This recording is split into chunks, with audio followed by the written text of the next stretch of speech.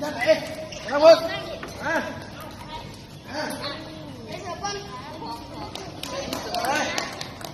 อัดกดบันทึกเลยเดี๋ยวจับมือก่อนให้แพ้ทำอะไรมุดโต๊ะนะเดี๋ยวลงเลยเดี๋ยวไหมปังเปรมเฮ้ยรอดตัวแล้วเฮ้ย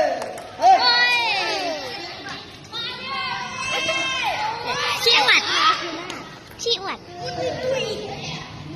ชี้มีการอวดนะคะทุกคน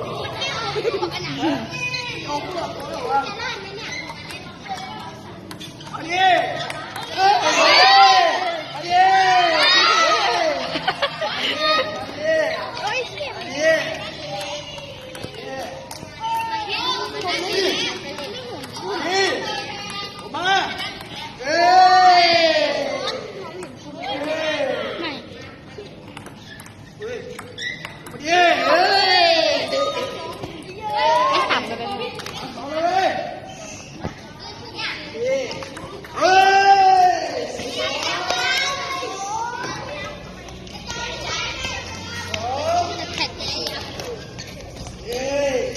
แต่เราได้แข่งกับเอมมี่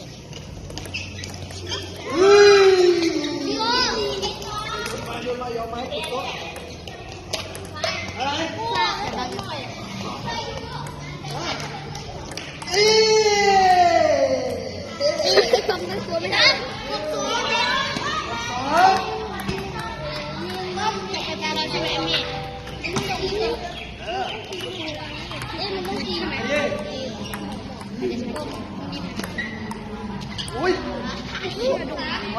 มันเห็นไหม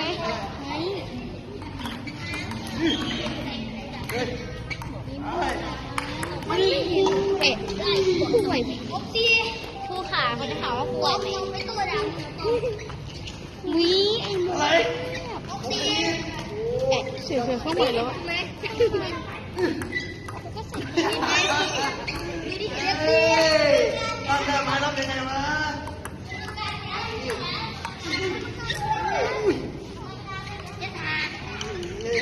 บอกว่าคุณไม่เหมือนครูดูเรื่องเช็ด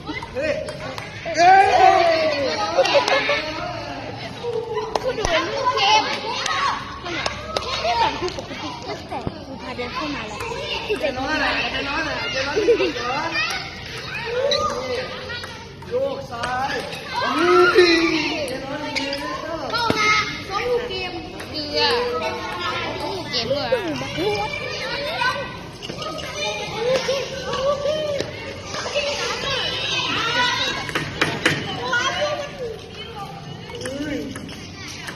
โอ้นี่ก็มีบอกว่าจะเกลอสิลูกชาย